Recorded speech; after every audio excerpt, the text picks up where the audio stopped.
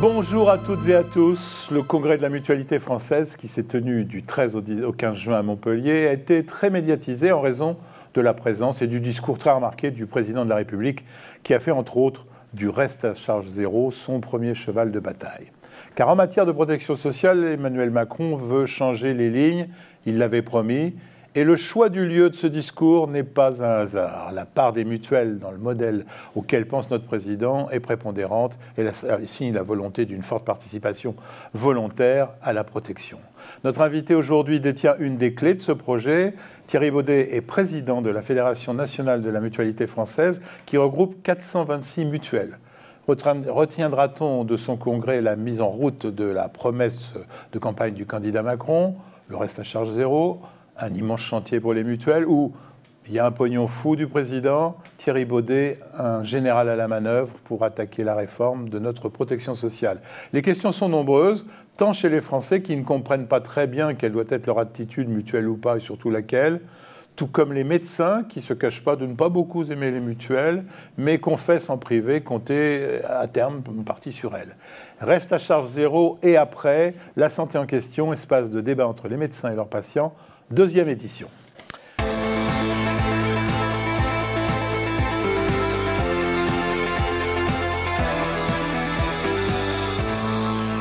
Bonjour Thierry Baudet. Bonjour. Merci d'avoir accepté notre invitation. Tout de suite une question un peu indiscrète. Vous étiez derrière le discours d'Emmanuel Macron?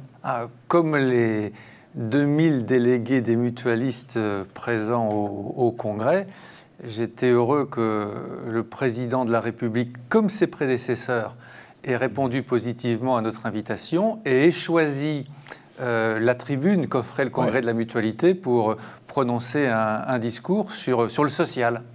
Alors, il y a une petite partie ambiguë dans son discours que j'ai relu. Il dit à un moment, il faut consacrer toujours davantage de richesse à la protection sociale, mais un peu plus loin, il dit la solution n'est pas de dépenser plus d'argent. Alors, ça peut paraître un peu bizarre, cette façon de...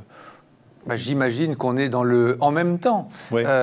Si on prend les questions de santé, c'est vrai, on l'observe chaque année, les dépenses de santé dans notre pays augmentent du fait de l'évolution démographique, le vieillissement, les progrès technologiques, le fait qu'on recourt à tous les âges davantage au système de santé qu'autrefois. La demande de santé est très forte, donc les dépenses augmentent et probablement que l'enjeu, et nous le partageons, c'est que chaque euro dépensé soit un euro utilement dépensé. Bien dépensé. Et probablement on peut mieux faire. D'accord, et pas forcément réduire l'enveloppe qui est déjà pas toujours suffisante. Je crois qu'il ne s'agit pas de réduire l'enveloppe, les besoins sont croissants, mais précisément parce qu'ils sont croissants, on doit être attentif à l'utilité de la dépense. Vous n'avez pas regretté qu'on ait beaucoup retenu le tweet de l'Élysée sur « il y a un pognon fou » du président, alors que votre bilan de ce congrès, c'est bien autre chose? Pour nous, le bilan du Congrès, c'est le fait, pendant 3 jours, d'avoir démontré notre capacité à nous ouvrir, à dialoguer avec l'ensemble des acteurs de la protection sociale et de la santé. On avait des professionnels de santé, des médecins, le président de l'Ordre des médecins, le président de la CSMF, de MG, des professeurs de médecine. On avait l'ensemble des acteurs de la complémentaire santé, les mutualistes, mais aussi les institutions de prévoyance, les assureurs. On avait les élus, on avait les partenaires sociaux. Tous les partenaires sociaux, ils ont un rôle important sur la protection sociale complémentaire, et les élus. Donc je crois que pendant 3 jours, nous avons démontré la capacité de la mutualité à dialoguer avec tous ceux qui font le système de protection sociale et de santé. Alors vous êtes un homme du rassemblement. Un mot sur vous. Vous avez 56 ans et un vrai parcours au service des gens qui, du très beau métier d'instituteur, vous a conduit à la tête des mutuelles en passant par la présidence d'institutions comme le célèbre IMM, l'Institut Mutualisme Montsouris, la présidence de la MGEN. Un parcours que salue tout le monde et qui est vraiment, c'est votre ADN, le rassemblement. Je m'efforce au quotidien de rassembler les mutualistes dans leur diversité parce qu'on est ensemble, on est plus fort. J'essaie aussi d'être un homme de dialogue, je crois au dialogue. Et vous savez, on ne fait pas de santé, on ne fera pas de médecine sans médecin. Donc moi, je m'attache à dialoguer avec toutes celles et ceux qui font le système. Alors, cette émission est regardée à la fois par des médecins, mais aussi par leurs patients. Je vais vous faire une première question brutale. Pourquoi prendre une mutuelle ? Parce qu'on a un système de sécurité sociale pertinent, performant, auquel nos concitoyens sont attachés à juste titre, mais il se trouve que pour tous les soins les plus courants, mais aussi les plus fréquents, dans les faits, la Sécu, elle ne rembourse déjà plus qu'1 euro sur 2. Et tous ces soins les plus courants, les plus fréquents, c'est la médecine du quotidien, et les mutuelles sont indispensables pour cet accès aux soins. Vous êtes à 50% donc pour la sécurité sociale. Je pensais que la sécurité sociale remboursait 70%. Non, la sécurité sociale rembourse 77 ou 78% des dépenses de santé. Elle concentre beaucoup ses remboursements sur l'hospitalisation, les affections lourdes et graves, les ALD, mais encore une fois, pour tous les soins les plus courants, les plus fréquents, sa participation n'est plus que d'1 euro sur 2. La médecine de ville, l'optique, le dentaire, l'audioprothèse et j'en passe. C'est ce dont on va parler.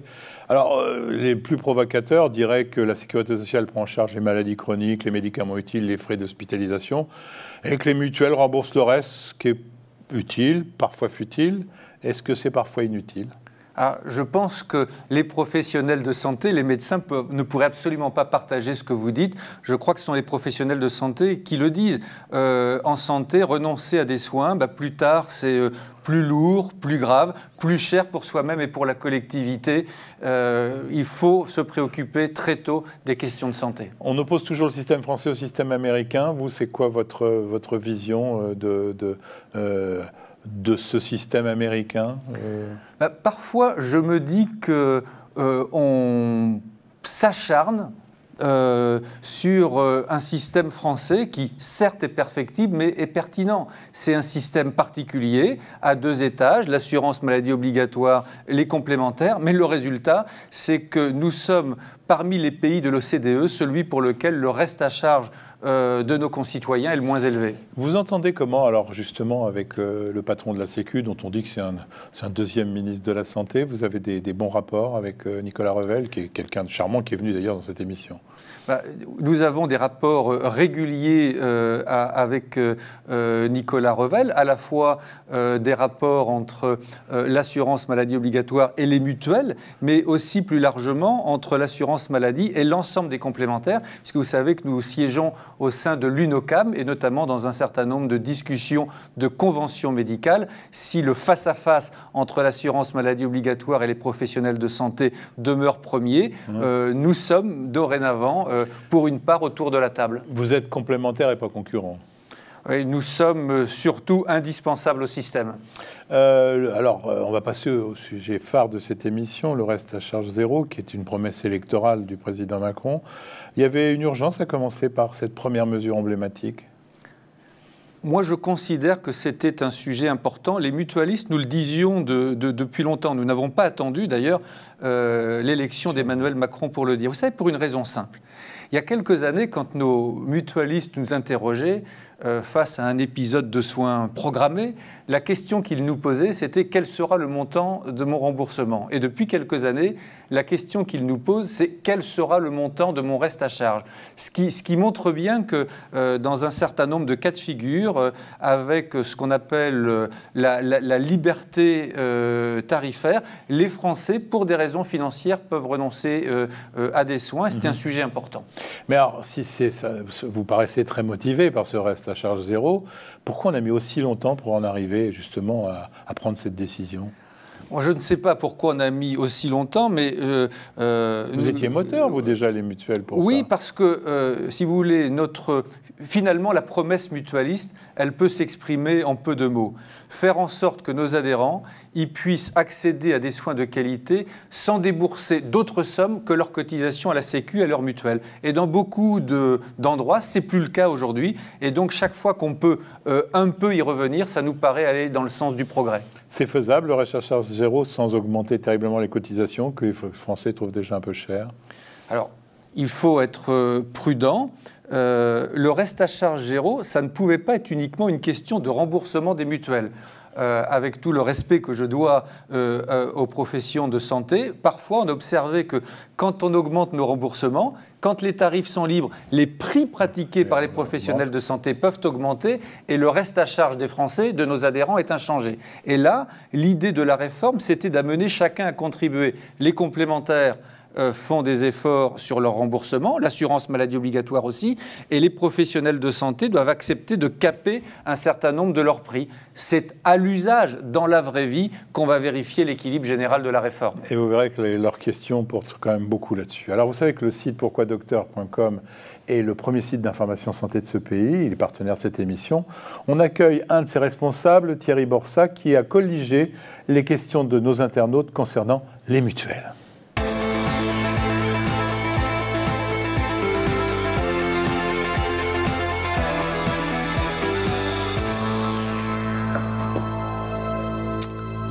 Bonjour Thierry Borsat. Bonjour Jean-François, bonjour Thierry Baudet. Bonjour. Alors effectivement, nos internautes se posent pas mal de questions sur les mutuelles. Ils savent bien que la mutuelle, c'est ce qui vient en complément de la sécurité sociale pour prendre en charge une partie de leurs dépenses de santé.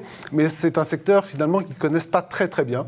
Et particulièrement depuis janvier 2016, puisque désormais tous les employeurs sont tenus de proposer une mutuelle et d'en prendre d'ailleurs une partie à leur charge à leurs salariés, ils sont confrontés à quelque chose qui leur pose assez régulièrement du souci, c'est comment je choisis ma mutuelle. Alors justement, comment choisir sa mutuelle? Pour vous, quels sont les principaux critères? Est-ce qu'il faut choisir celle qui rembourse le mieux? Est-ce qu'il faut choisir celle qui coûte le moins cher? Est-ce qu'il y a d'autres critères à prendre en considération? C'est une question très importante. Qu'est-ce qu'une bonne mutuelle? Il me semble que ce n'est pas celle nécessairement qui rembourse le plus, parce que parfois rembourser à des niveaux très élevés, c'est encourager une forme d'inflation qui, au final, ne profite à personne. Pour moi, une bonne mutuelle, c'est celle qui rembourse des soins utiles et c'est celle qui, au-delà du remboursement des soins, répond à des problématiques particulières. Vous avez parlé de la complémentaire santé en entreprise. Dans des professions, on peut être exposé à des sujets de santé particuliers. La bonne mutuelle, c'est celle qui va proposer des actions de prévention adaptées à un exercice professionnel. La bonne mutuelle, c'est aussi celle qui va proposer des services, de l'accompagnement. Vous savez que la demande d'information, de conseils, d'orientation dans le système de santé est très importante. La bonne mutuelle, c'est celle qui fait beaucoup plus que de simplement rembourser. À la une de votre site, il y a quelque chose d'assez perturbant. C'est la question de savoir si votre mutuelle est-elle une vraie mutuelle. Pourquoi? Il y aurait des intrus dans les complémentaires santé? Ah, c'est pas du tout ça l'idée. C'est que quand on interroge les Français, spontanément, ils marquent leur attachement à la sécurité sociale et assez rapidement, ils marquent leur attachement aux mutuelles, un attachement supérieur à celui qu'ils expriment pour les assureurs. Ça montre donc que la mutualité, les mutuelles sont d'avenir et elles sont tellement d'avenir que certains aiment à jouer sur l'ambiguïté et certains qui ne sont pas mutualistes, lorsqu'ils parlent de santé, utilisent un peu abusivement le terme mutuelle. Donc, alors finalement, pour nos adhérents, autant les inviter à préférer l'original à la copie. Donc il y a des fausses mutuelles. Il n'y a pas des fausses mutuelles, il y a des opérateurs divers dont tous ne sont pas mutualistes. Il y a des complémentaires santé et parmi les complémentaires santé, il y a des mutuelles. Et moi, ce qui m'importe, c'est que derrière le terme mutuelle, on n'identifie pas seulement le nom commun, mais l'identité distinctive.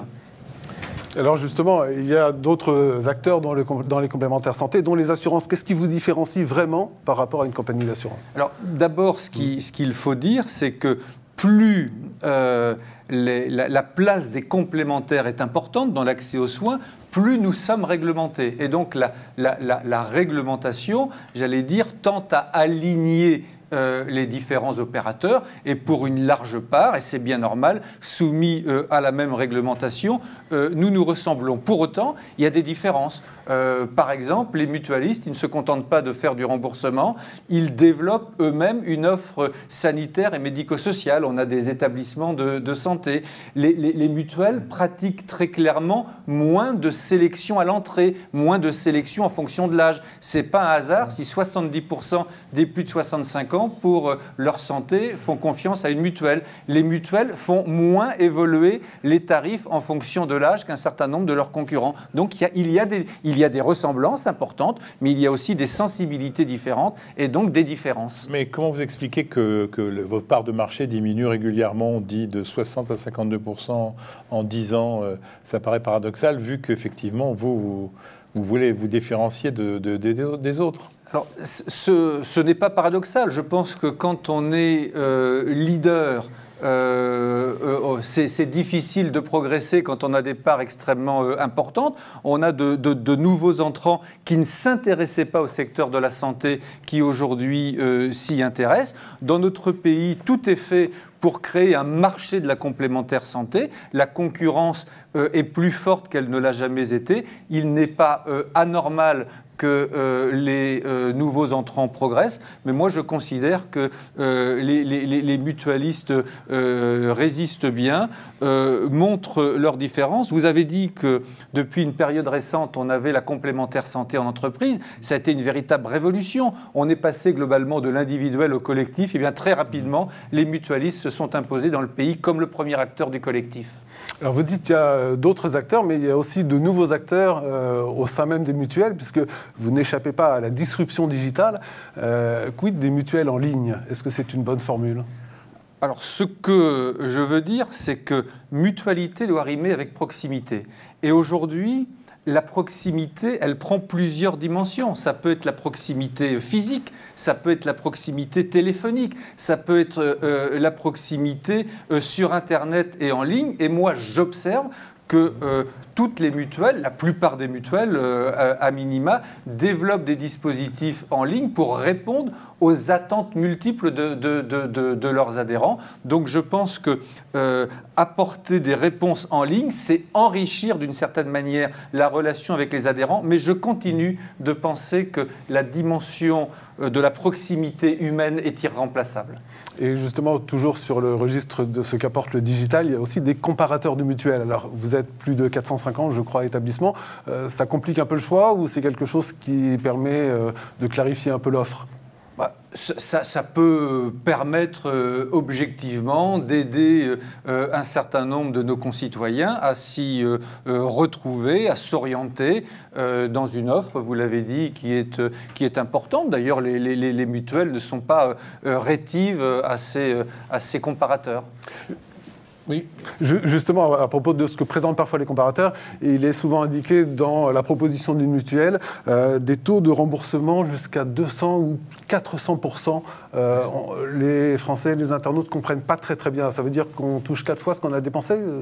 Non, ça veut dire d'abord que nous sommes des complémentaires, comme on l'a rappelé depuis le début de l'émission, et cette complexité, c'est une complexité largement héritée.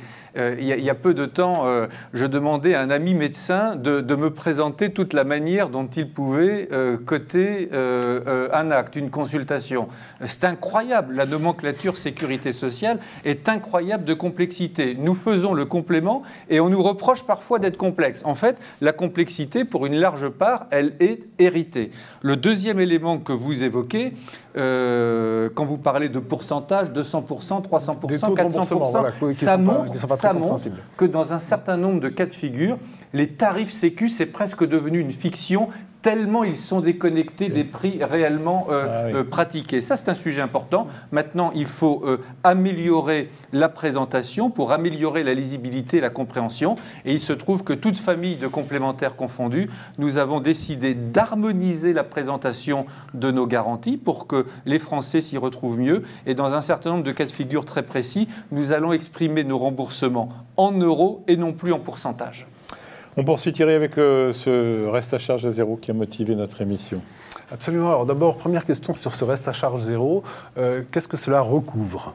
Est-ce que ça veut dire, si j'ai besoin de lunettes, si j'ai besoin de soins dentaires, si j'ai besoin d'une prothèse auditive, que je ne vais rien payer ? Dans un certain nombre de cas de figure. Mais il faut commencer depuis le commencement, si je puis dire. Aujourd'hui, dans notre pays, un tiers seulement des Français malentendants sont appareillés.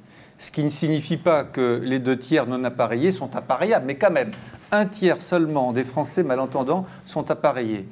La raison, il y a plusieurs raisons à cela. Le principal obstacle, c'est un obstacle financier. Le coût moyen d'une aide auditive, c'est 1 500 €. En moyenne, après remboursement de la Sécu et des mutuelles, le reste à charge supporté par les Français, il est de 850 €. Ce n'est pas acceptable. Ça concerne beaucoup de personnes âgées. Et on sait que c'est important. La surdité est facteur d'isolement. Elle peut accélérer la survenue d'un certain nombre de pathologies. Prenons le dentaire. Prenons le dentaire. Le dentaire, c'est une autre histoire. Finalement, j'ai envie de dire que les chirurgiens dentistes, comme les Français, sont victimes de la situation qu'on a laissé s'installer. On sait depuis des années que ce qui est important, ce sont les soins les plus courants, les soins conservateurs. Simplement, on n'a pas été fichu de les rémunérer à leur juste prix. Et donc, de manière implicite, on a dit aux chirurgiens dentistes, refaites-vous sur les prothèses. Résultat des courses, pour une prothèse, une couronne, le reste à charge moyen pour un Français, il est de 200 €. Là aussi, ces facteurs de renoncement aux soins, on dit, selon les études, que jusqu'à un Français sur 5 renonce à des soins dentaires. Et sur l'optique, troisième sujet, cas de figure différents. Bah écoutez, l'optique en France, il y a une spécificité extraordinaire. On a autant de magasins d'optique dans d'autres pays, par exemple, qu'aux États-Unis. Et on entend beaucoup, par exemple, dans des arguments commerciaux, des opticiens vous expliquer que la deuxième paire de lunettes, elle sera 1 €. Bah, comme financeur, on se dit que la première, celle dont notre adhérent a besoin, on ne l'a sûrement pas payée au juste prix. Donc, il y a des sujets différents. Mais qu'il était nécessaire de corriger et d'appréhender pour améliorer l'accès aux soins. Alors, si j'ai bien compris, c'est pour 2021. Donc, au lieu de dépenser plusieurs centaines d'euros, normalement, il y aura 0 € à dépenser pour les patients. D'ici 2021, qu'est-ce qui se passe? En 2019, en 2020? Alors, les choses vont s'opérer progressivement, effectivement, jusqu'à 2021. Je n'ai pas tout à fait le calendrier, le cadencement précis en tête. Ce que je peux dire, c'est que partiellement à compter de 2020 et en totalité en 2021, sur un certain nombre de paniers bien définis en optique, en dentaire, en audioprothèse, les professionnels de santé devront faire une proposition de qualité à reste à charge zéro. Mais ce qui est très important, c'est que les Français pourront demander à avoir un équipement différent, supplémentaire. Les professionnels de santé pourront proposer des options, des prises en charge différentes, et les complémentaires que nous sommes pourront les rembourser. Je trouve que cette réforme, elle cherche d'une certaine manière à concilier égalité devant l'accès aux soins, et liberté aussi, liberté des Français, liberté des professionnels, liberté des complémentaires. Mais vous n'avez pas peur du rattrapage inéluctable, parce que tous ces gens, il y a toute cette population qui attend avec impatience pour ses oreilles et ses dents, l'augmentation de la demande, ça va faire une facture colossale. On parle de santé.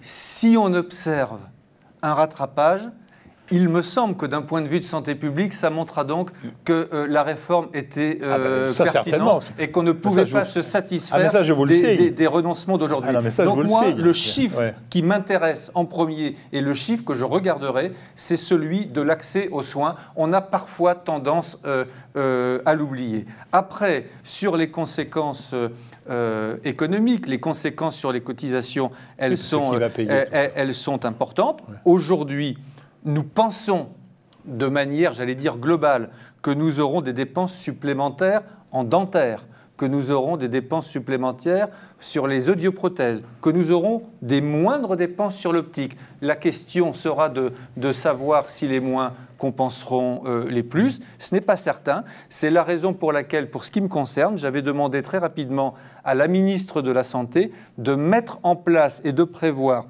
dès à présent un comité de suivi de la réforme pour apprécier l'impact, j'allais dire, sur les Français, sur les professionnels de santé et sur nos mutuelles. Faisons la transparence et ajustons, si nécessaire, la réforme pour tenir les différents impératifs. Vous êtes riches, les mutuelles? Vous avez un trésor de guerre qui pourrait être mobilisé?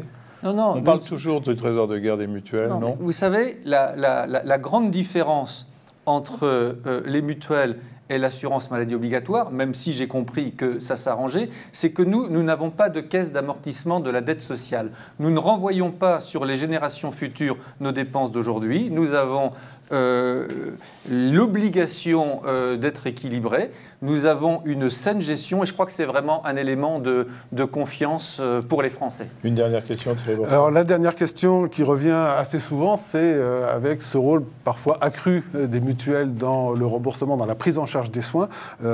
Quid demain de la liberté du choix du médecin? Elle est aujourd'hui totale. Vous avez dit vous-même que certains établissements mutualistes ont des offres de soins. Qu'est-ce qu'il sera demain de la liberté de choix du médecin? Vous savez, on prête beaucoup aux mutuelles. Moi, quand j'écoute mes adhérents, je vais vous dire ce qui les préoccupe aujourd'hui. C'est le médecin de famille qui part à la retraite et qui n'est pas remplacé. C'est le délai d'attente ou d'accès à un spécialiste, l'ophtalmo par exemple. C'est l'enfant ou le parent qui devient dépendant et dont on ne sait pas comment s'organisera la prise en charge. C'est ça les vrais sujets aujourd'hui des Français. Et nous, modestement, à la place qui est la nôtre, on essaie de faire en sorte que nos adhérents puissent se soigner. On essaie d'encourager toutes les initiatives qui le permettent. À quoi ça servirait de percevoir des cotisations si nos adhérents ne pouvaient pas rencontrer les professionnels de santé? Merci Thierry Borsat. Maintenant, on va bien passer aux préoccupations des médecins.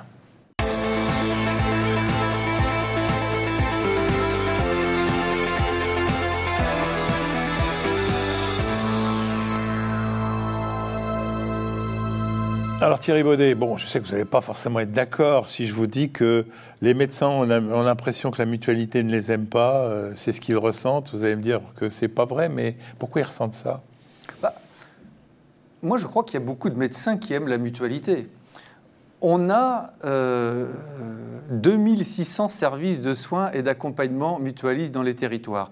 Plus de 15 000 professionnels de santé travaillent chez nous. Ceux-là, ils vous aiment, Je n'oublie pas que dans les territoires, beaucoup de médecins ont créé des mutuelles, les caisses chirurgicales qu'ils créaient pour les aider à structurer et solvabiliser leur activité. Donc les relations entre les médecins et les mutuelles, elles sont importantes, elles sont continues. Moi, ce que je peux dire, c'est que nous, les adhérents, nos adhérents sont les patients des médecins sont nos adhérents. Je crois que les uns et les autres, nous visons des objectifs communs. Et moi, mon objectif, c'est qu'on essaie de trouver des modes de discussion, je ne sais pas quels sont les termes qu'il faut utiliser, des modes de contractualisation qui soient respectueux de l'intérêt général et de l'économie de chacun. Il vous soupçonne de vouloir faire main basse sur la liberté d'exercer, c'est ce que vient de dire un petit peu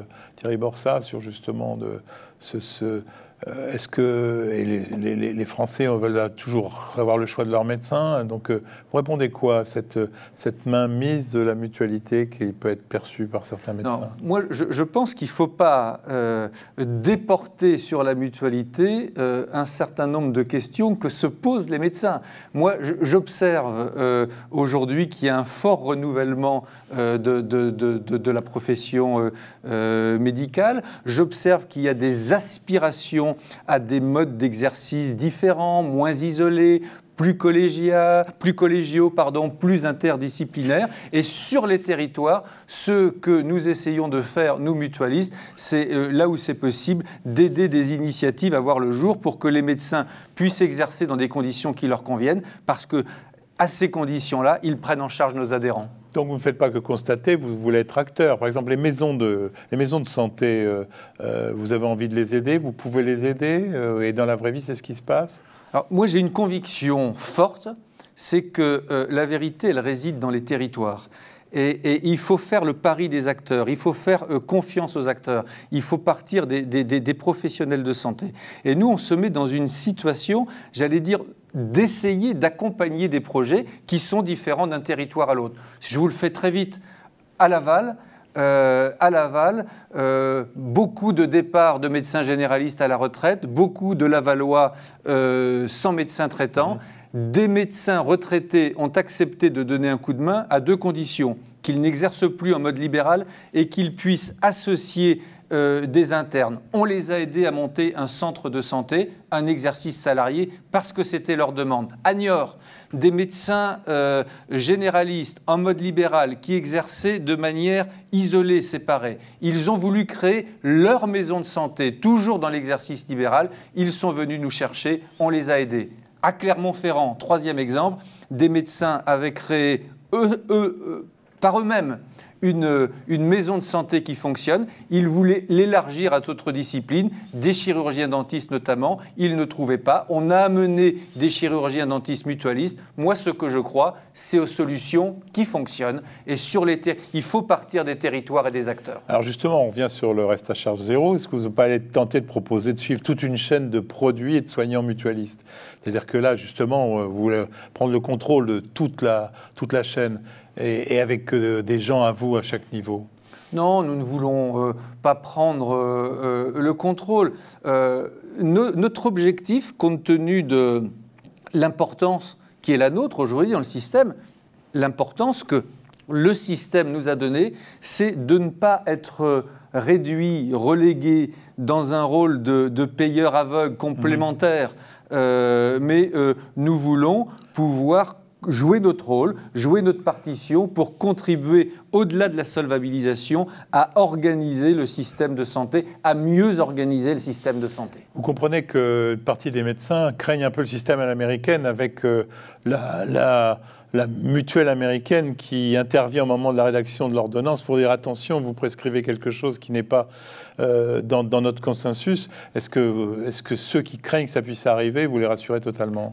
La gestion du risque, aujourd'hui, elle est pilotée par l'assurance maladie obligatoire. Je n'ai pas entendu Nicolas Revel imaginer qu'il puisse en être autrement. Par contre, moi, ce que j'observe, c'est qu'il est des médecins, des syndicats de médecins qui s'interrogent sur le fait de savoir si dans tel ou tel champ professionnel, dans telle ou telle circonstance, on ne pourrait pas ensemble, par exemple, créer et donc financer au premier euro des consultations de prévention non prises en charge aujourd'hui par l'assurance maladie obligatoire. En tant qu'assureur santé, c'est quoi votre légitimité pour traiter avec les médecins? Vous avez des médecins dans vos rangs pour dialoguer avec leurs confrères? Il faut que chacun reste à sa place. La médecine appartient aux médecins, sont les praticiens qui savent ce qu'il convient de faire. C'est la haute autorité de santé sur un certain nombre de sujets qui valide et qui décide de bonnes pratiques. C'est pas le rôle des complémentaires. L'ambition des complémentaires, c'est de faire en sorte que les meilleures pratiques soient accessibles à tous nos adhérents et notamment les plus fragiles, parce que nous avons une conviction finalement assez simple. En santé, il n'est de progrès véritable que s'il est partagé par tous. C'est quoi le mode de tarification idéal pour vous au moment où on critique beaucoup la tarification à l'acte? On voit que les jeunes médecins sont un peu tentés par le modèle anglais qui consiste à salarier les médecins. C'est quoi le sentiment de Thierry Baudet? Je pense que tout système de tarification a ses avantages et aussi ses limites. Je crois comprendre que la ministre de la Santé, finalement, veut tendre vers une rémunération qui soit mixte, une rémunération à l'acte, qui tienne compte de l'activité, à côté une rémunération forfaitaire sur des critères probablement plus qualitatifs. Il me semble que cette recherche d'équilibre va dans le bon sens. Alors certains craignent une médecine à deux vitesses, alors que je pense que ça c'est vraiment quelque chose qui ne pourrait pas vraiment marcher dans notre pays. Plutôt une médecine low cost. On ne peut pas être persuadé que les passagers d'EasyJet regardent Air France. Donc est-ce que vous craignez cette médecine low cost, c'est-à-dire qu'il ferait beaucoup plus attention? Vous avez, en me présentant, parlé de mon passé et de mon premier métier d'instituteur. Vous savez, moi je considère que le système éducatif et le système de santé se ressemblent en ce sens que ceux qui s'en sortent le mieux dans le système éducatif et dans le système de santé, ce sont ceux qui ont les clés de compréhension. Les clés de compréhension culturelle, ceux qui comprennent comment ça fonctionne, comment on peut circuler, comment on peut s'orienter, ceux qui ont les bons réseaux, ceux qui peuvent passer le bon coup de fil, ça c'est un sujet important et nous on a l'ambition d'aider nos adhérents à les informer, les conseiller, les orienter dans le système pour éviter les pertes de chance. Vous savez que je suis de ceux qui pensent qu'on ne demande pas assez aux instituteurs ce qu'il faut faire pour l'éducation nationale. Je pense que vous aussi, vous avez donc un chemin qui vous a amené par tout un tas de métiers et vous connaissez bien maintenant le système de... Mais vous êtes passé par l'Institut Mutualiste Montsouris. Alors j'ai voulu vous poser au moins une question. D'abord, vous demandez si l'hôpital, vous êtes concerné par la révolte qui gronde. Oui, j'ai interpellé la ministre de la Santé et je lui ai demandé de préciser quelle place elle entendait donner au privé non lucratif dans notre système, dans le système français. Je pense que, je suis convaincu que l'IMM est un établissement d'excellence. Nous avons engagé le virage ambulatoire, nous avons engagé le virage numérique, nous sommes transformés peut-être plus vite que d'autres parce que nous avons conscience que nous sommes mortels. Mais aujourd'hui, ce qui est inacceptable, c'est que ces efforts de réorganisation que nous faisons, l'année suivante, on nous les reprend sur les tarifs. Nous sommes au bout d'un dispositif.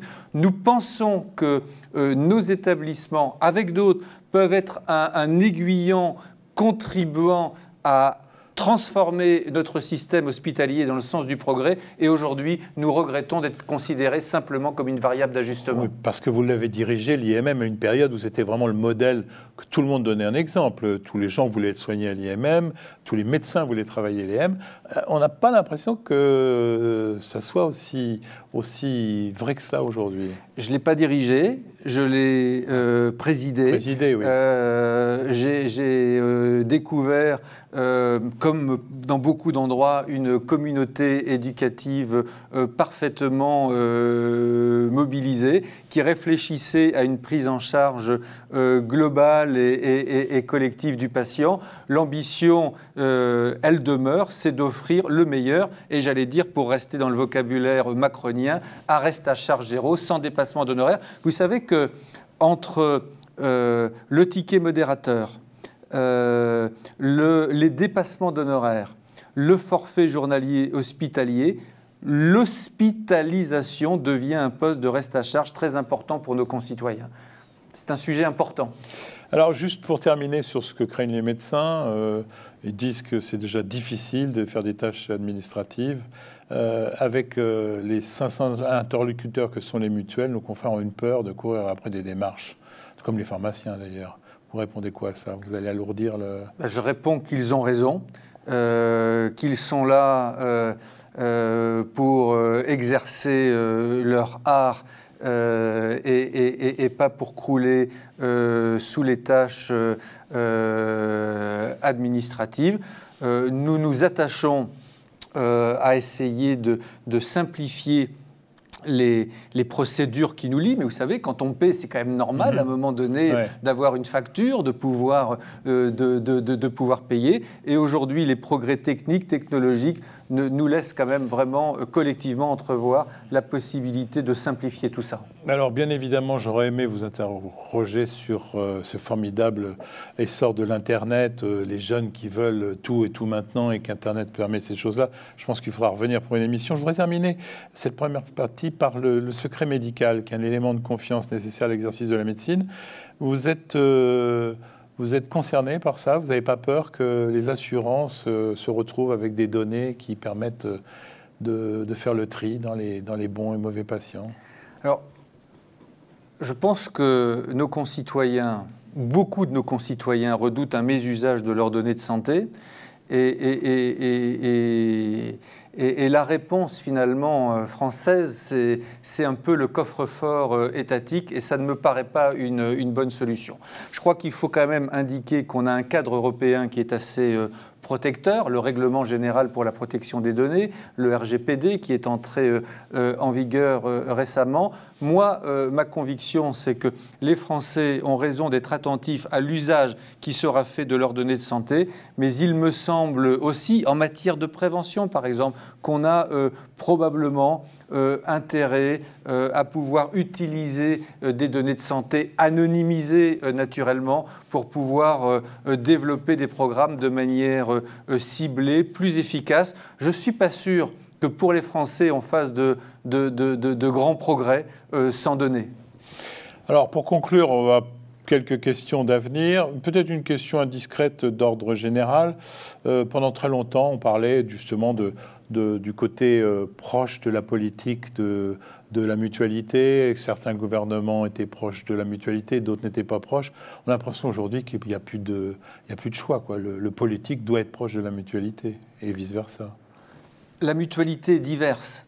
Elle avait une petite image de gauche quand même. Non, la mutualité diverse. Les militants mutualistes, finalement, c'est une petite France, une France en réduction, avec toutes les sensibilités politiques, philosophiques, religieuses qu'on trouve dans la société. Ce qui importe pour faire mutualité, pour que nous puissions jouer notre rôle, c'est qu'on puisse avoir des échanges ouverts, constructifs. On a besoin d'espaces de dialogue, de concertation, de proposition et de construction. On a beaucoup parlé de reste à charge zéro. Moi, j'ai salué la méthode parce que la ministre de la Santé nous a ouvert ces espaces.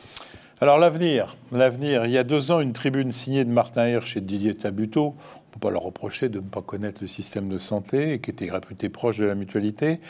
Elle fait beaucoup de bruit en disant que les mutuelles ne servaient à rien, coûtaient cher. Ils proposaient, eux, une prise en charge de la Sécu à 100% qui faisait économiser 6 à 7 milliards de frais de gestion. On s'est complètement dépassé cette vision. Ça me rappelle un peu la période pas si éloignée de l'élection présidentielle. Je me souviens d'un candidat qui avait proposé de distinguer petits risques, gros risques. Il y a eu des réactions en chaîne. J'ai eu le sentiment qu'on assistait au concours Lépine des propositions les plus iconoclastes.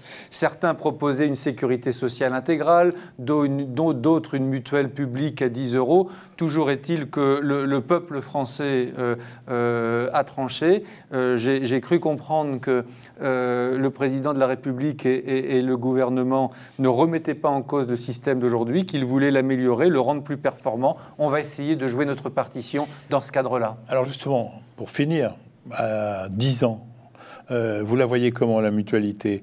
Elle aura remplacé la Sécu en remboursant au premier euro ou un rôle d'assurance santé obligatoire, un peu comme l'Argic-Arco pour les retraites? J'ai un vœu. Dans 10 ans, c'est que notre sécurité sociale soit toujours aussi forte, mieux si possible, qu'elle ait renforcé son rôle. Vous savez, les risques sociaux, les besoins sont tellement importants que la mutualité trouvera toujours à être utile pour les populations. Dans 10 ans, je pense que le mouvement mutualiste se sera encore davantage transformé, probablement dans le sens d'une forme de concentration. On a évoqué tout à l'heure le nombre d'organismes. L'enjeu de la mutualité, finalement, demain, c'est probablement de gagner en taille, mais sans perdre proximité, parce que mutualité doit rimer avec proximité, proximité avec les territoires, proximité avec les adhérents, proximité avec les besoins des populations. Et ça change. On disait tout à l'heure que vous avez plus de 460 mutuelles à la mutualité française et que vous êtes un rassembleur. Ça veut dire un mouvement brownien qui va vers une très grosse concentration des mutuelles? 6000 mutuelles santé dans les années 90, un peu moins de 600 aujourd'hui. Je crois à la diversité mutualiste qui est en train de s'opérer pour être plus efficace, pour amplifier les capacités d'action. C'est des modes d'association, de regroupement qui peuvent prendre des formes diverses. Certaines mutuelles font le choix de simples associations quand d'autres font le choix de groupes plus intégrateurs. Il y a plusieurs façons de coopérer. Ma conviction, c'est que ensemble, on est plus fort et finalement, la plus belle idée de la mutualité, c'est d'unir, de rassembler, de fédérer. Eh bien, merci Thierry Baudet. Je vous demande simplement de garder cet enthousiasme qui est très communicatif. Cette émission se termine. Je pense que vous connaissez un peu mieux les mutuelles et leur fonctionnement et surtout ce qui va changer, la mise en place du reste à charge zéro. C'est pas simple, mais on sait que Thierry Baudet et ses équipes sont motivés. On a aussi définitivement compris que la nouvelle protection sociale ne se fera pas sans les mutuelles. Merci à tous ceux qui ont participé à cette émission sous la direction de Thierry Borsat. Merci à vous, fidèles internautes, que vous soyez médecins, patients ou tout simplement intéressés par les questions de santé. Cette émission aura un prolongement sur nos sites Fréquence M et Pourquoi Docteur. À très bientôt également sur notre chaîne YouTube Fréquence Médicale. N'oubliez pas de liker cette émission et surtout de faire savoir que ce nouvel espace de discussion existe. En attendant le plaisir de vous retrouver, portez-vous bien.